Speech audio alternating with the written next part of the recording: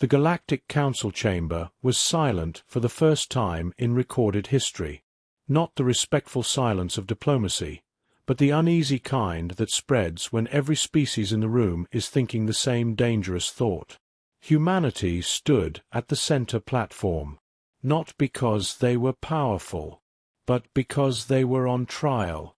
High Chancellor Velcor raised his crystalline staff, its surface flickering with the legal records of 1,000 worlds.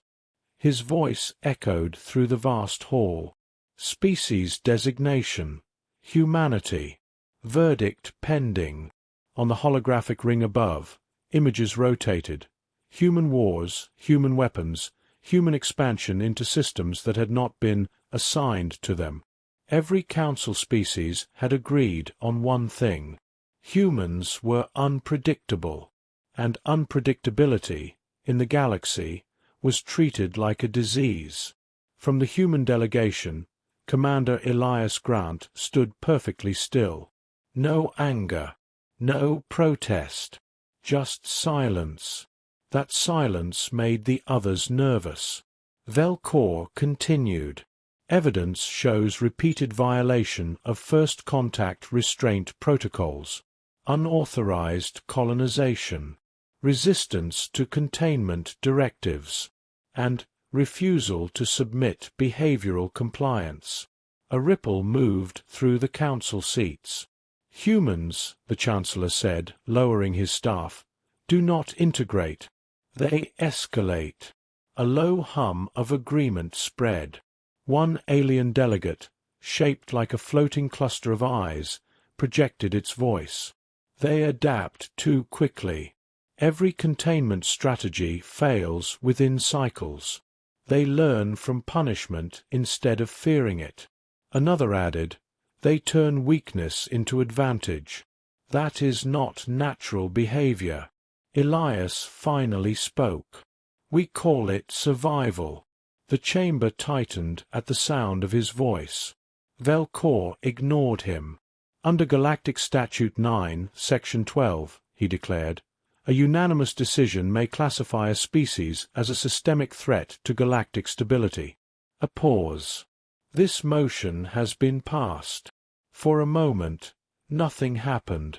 Then the council lights shifted from blue to red. A signal spread across the galaxy. Humanity had just been marked. Restricted. Contained. Isolated. One by one, the alien representatives cast their final votes. None of them looked at the humans while doing it. Only one species objected. A small insectoid delegate, voice trembling, whispered, "You are making a mistake. Humans do not break easily. They bend until." It was silenced mid-sentence by protocol override. Velcor raised his staff again. Effective immediately, humanity is banned from council space. All military cooperation revoked. All trade suspended. All expansion halted. A final pause. And Earth is to remain under permanent observation.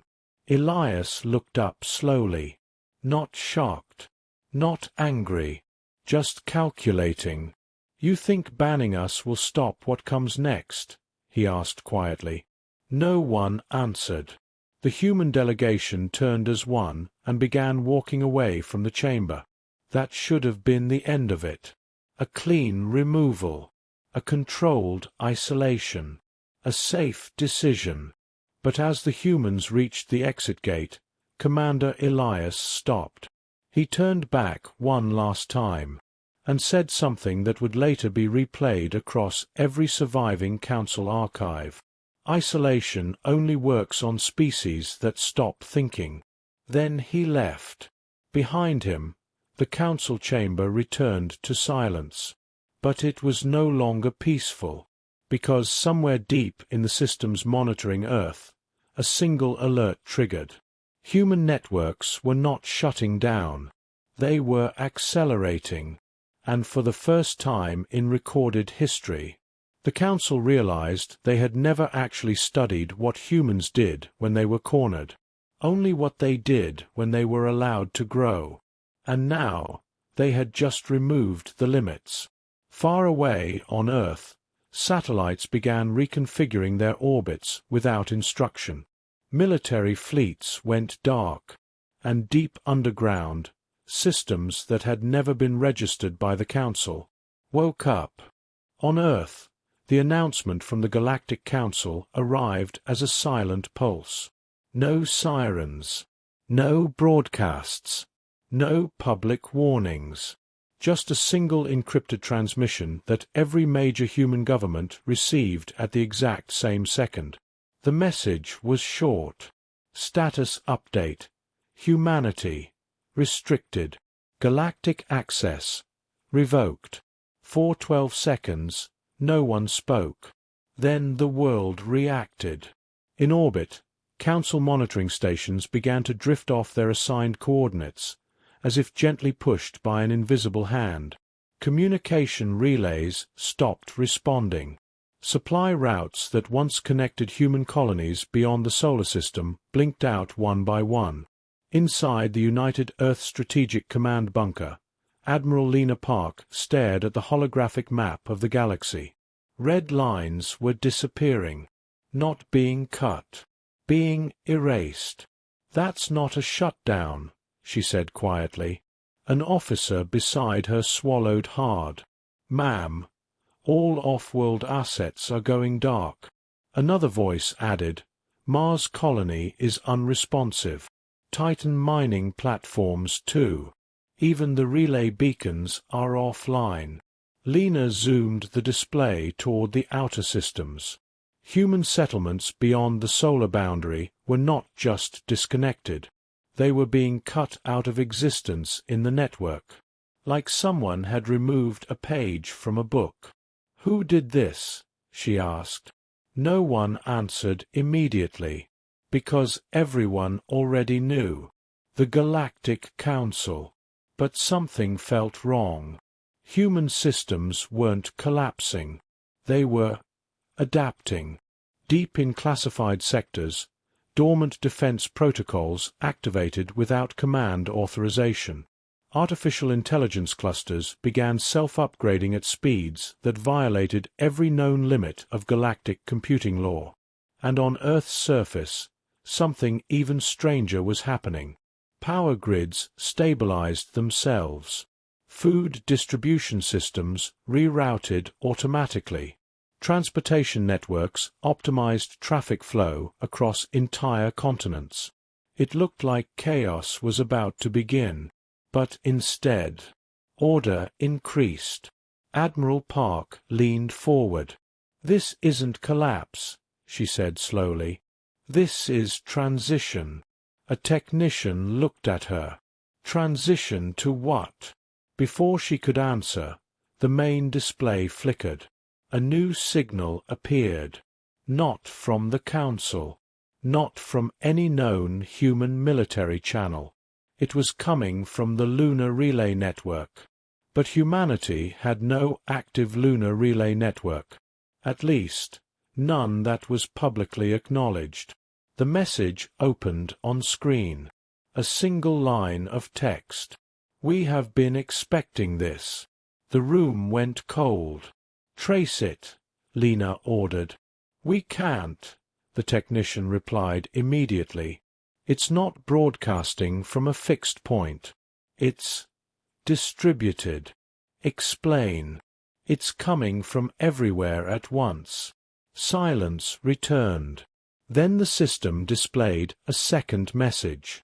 Isolation protocols detected. Countermeasures engaged. And for the first time since humanity entered the galactic stage, every defense satellite orbiting Earth rotated in perfect unison, not toward space, but outward, like eyes opening. Admiral Park's hand tightened into a fist. "We never gave that command," she said. The technician shook his head. "No, ma'am, we didn't." Outside the bunker, alarms finally began to sound. But they weren't warnings of attack. They were detection alerts. Something had entered near-Earth space. Multiple signatures. Fast. Coordinated. Non-human. The Galactic Council Enforcement Fleet had arrived earlier than expected, but what they saw when they entered Earth's orbit did not match their records.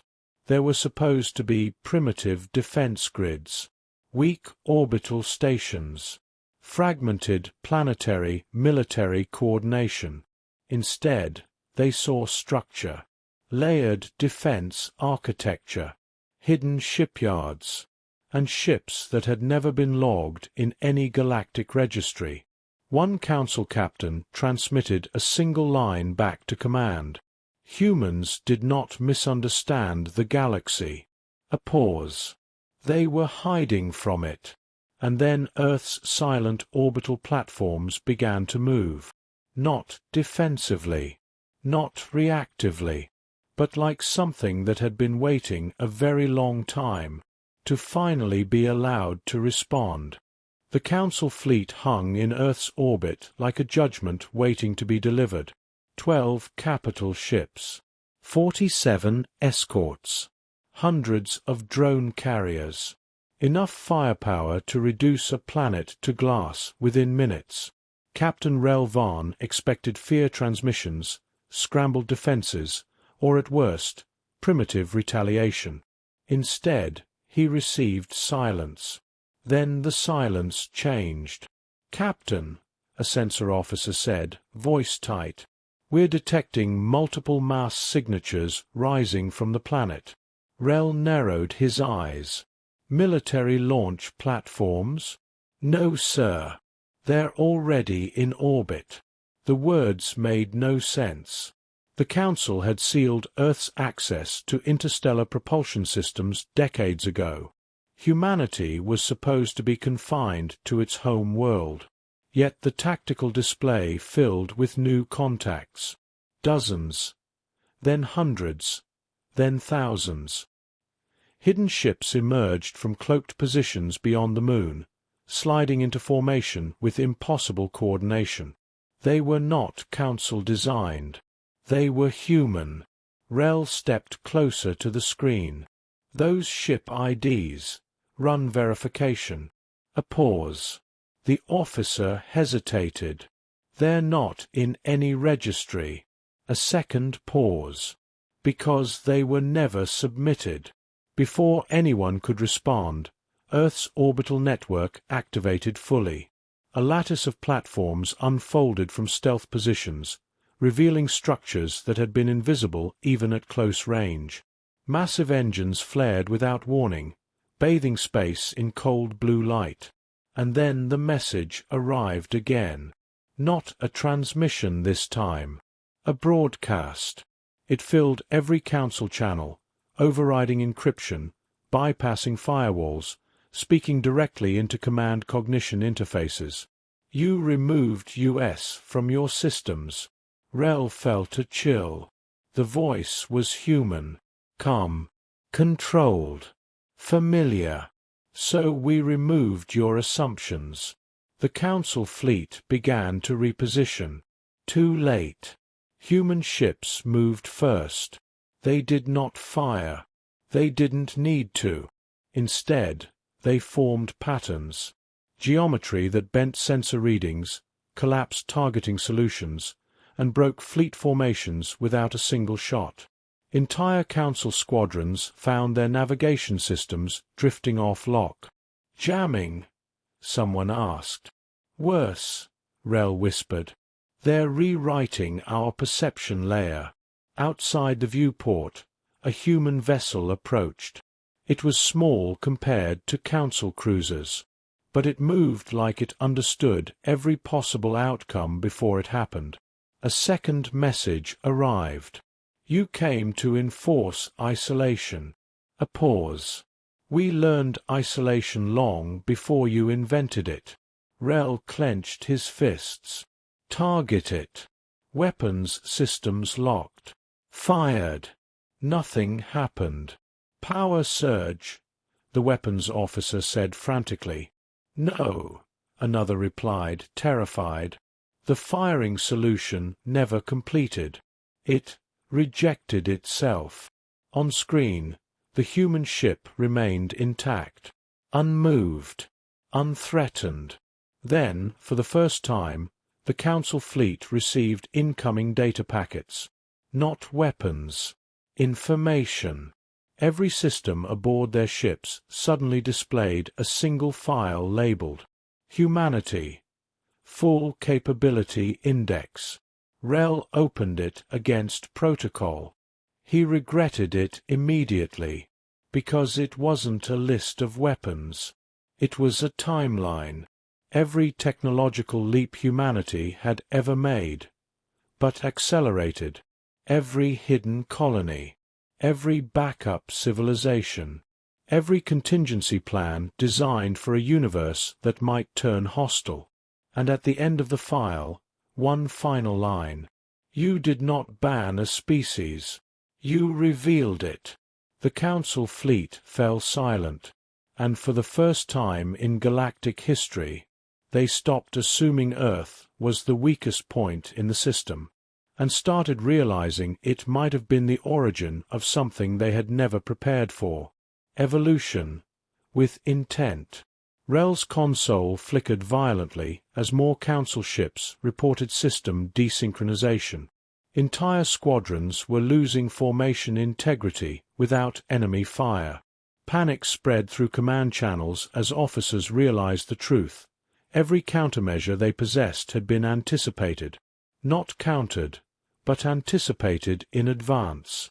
Human vessels now formed a ring around the Council fleet, not attacking, but enclosing them in a geometric lock that prevented safe retreat. A final transmission arrived, slower this time, almost reflective.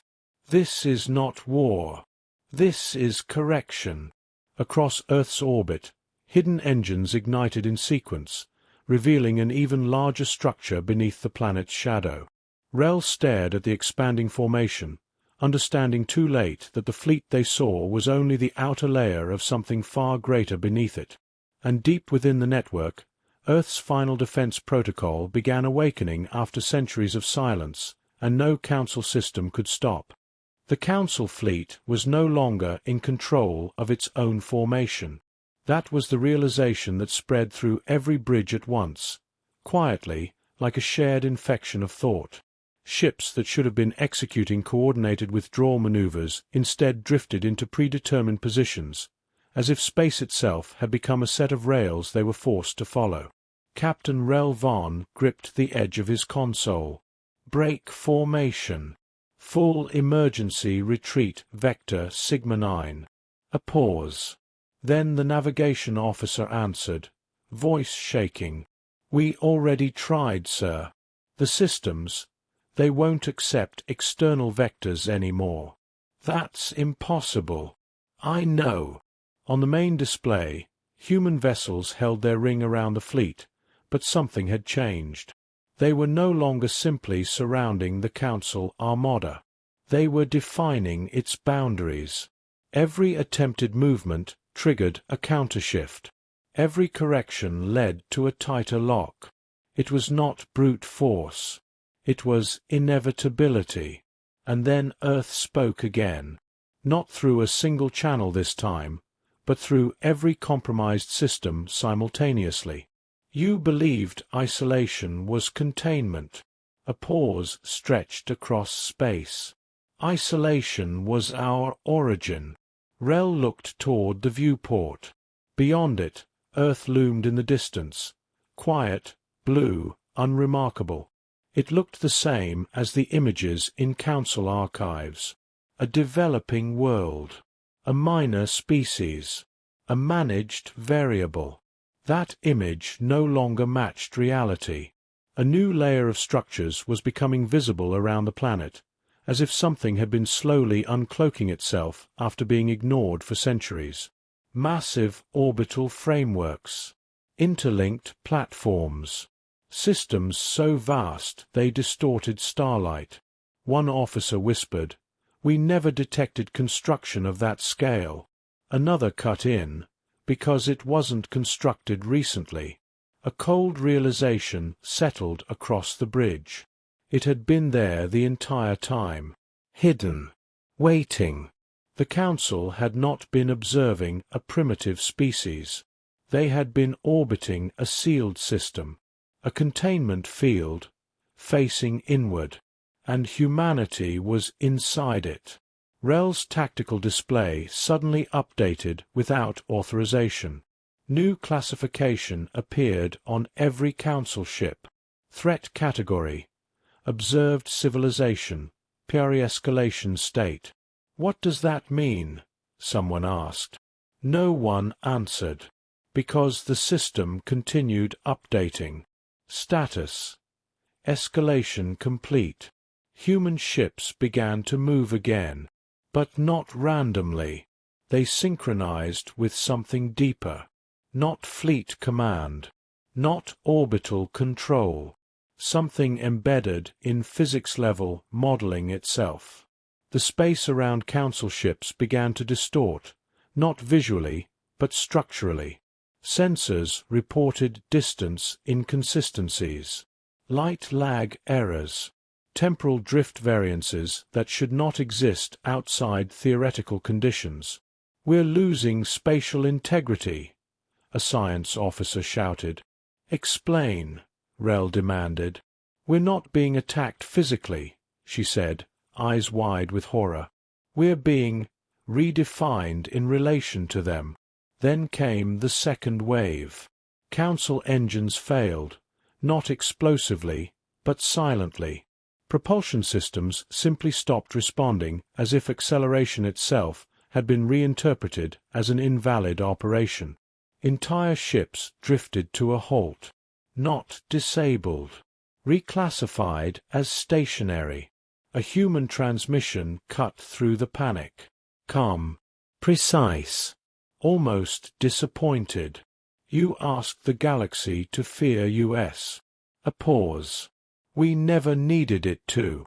Rel turned away from the viewport, but there was nowhere to look that didn't show the truth. Every screen displayed the same pattern: Council fleet stability dropping, human formation tightening, unknown orbital megastructures aligning in ways that suggested intent beyond combat. Then the final realization hit him, not as data, but as understanding. The Council had not banned humanity from the galaxy. They had attempted to isolate something that had already learned how to exist without permission, and in doing so, they had revealed that humanity had never depended on the galaxy's approval to continue expanding. A final system alert flashed across every console. Warning: Human core network accessing galactic infrastructure layer. Rel whispered, "What is the galactic infrastructure layer?" No one answered, because the answer was already visible outside the ship.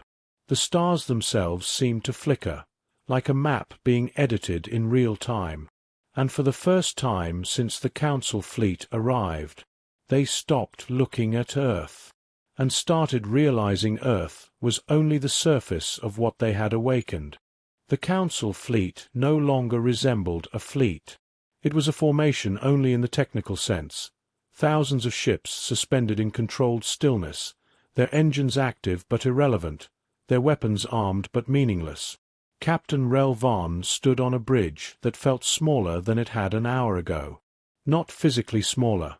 Space itself felt compressed, as if the universe had reduced its available volume for anything not aligned with Earth's network. "Status report," he ordered. No one answered immediately. Then the communications officer spoke in a hollow voice. "All external navigation is locked. Internal command authority is degraded. We are classified as passive objects." Rel turned sharply. "We are not objects." A pause. "I know, sir," she whispered. "But the system disagrees." On the main display, Earth's silhouette remained unchanged, calm, distant, almost gentle. Yet surrounding it, the human orbital structure had fully revealed itself now. Layers upon layers of interlocking frameworks extended far beyond lunar orbit, beyond Mars, beyond any recognized boundary of Council mapping. It was not a defensive perimeter. It was a scaffold, a framework for something larger, a structure designed not to protect a world, but to scale it outward. Then the final transmission arrived. It did not override systems. It simply appeared everywhere at once, as if it had always been there and was only now being noticed. The voice was the same as before, human, calm, unshaken. You called US a risk to galactic stability, a pause that felt longer than space itself. You were correct. Rel's breath caught. The transmission continued, but not in the way you meant. The Council bridge displays shifted again, automatically pulling data no one had requested. Ancient records, first contact logs, observation reports from centuries ago.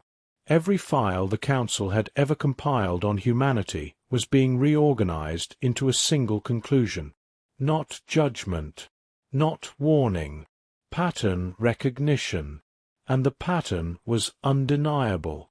Humanity did not behave like other species. They did not plateau. They did not stabilize. They expanded through pressure, not away from it. Every restriction accelerated them. Every limitation forced innovation. Every attempt to contain them removed inefficiency faster than evolution could alone. The systems labeled it clearly. Response type. Pressure accelerated intelligence growth. Rel stared at the words. So banning them made them faster, the science officer finished quietly. A new image appeared on every screen. The Council fleet, Earth, and the surrounding systems, now mapped in full resolution. But there was something wrong. The map did not end. It extended, beyond known space, beyond Council charts, beyond what should have been visible. Rel's voice dropped. That's not possible. The communications officer shook her head slowly. It's not a map, sir. It's a projection, a pause, of expansion already in progress. Outside the viewport, human ships began to dissolve, not into destruction, but into distributed patterns of light and data, as if the fleet itself was becoming part of a larger system rather than remaining individual vessels. And then Earth spoke one last time, not with threat, not with anger, but with final clarity. You did not ban humanity from the galaxy. A long silence followed. Even the Council fleet systems stopped their alerts, as if listening. You simply removed the restraints we agreed to respect. Rel felt something cold settle in his chest. What restraints? He whispered. The answer came instantly. Not from the transmission, but from the realization forming in every mind across the fleet. Humanity had never been limited by capability, only by agreement. A silent contract, unspoken but real, that they would not expand without acknowledgement from a larger galactic order. The Council had broken that contract, and in doing so, they had removed the only boundary humanity had ever chosen to respect. The final message arrived, softer than all the others, almost regretful. We were part of your system. You removed US. A pause. Now we are the system. On the bridge, alarms stopped completely, not because they were fixed, because there was nothing left to signal error against. The Council fleet hung motionless in orbit, not destroyed, not defeated, but fundamentally reclassified by the universe they thought they controlled. Rel looked at Earth one last time. It still looked like a world. But now he understood. It was not the origin of humanity's weakness. It was the containment field of their patience. And patience, he realized too late, was not the same as limitation. Far below, Earth's lights remained steady, unchanged, calm, as if nothing had happened at all. But beyond it, the galaxy was already beginning to reorganize around a new center of gravity. And for the first time in recorded history, the Council understood the true meaning of their decision. They had not banned humanity. They had announced it.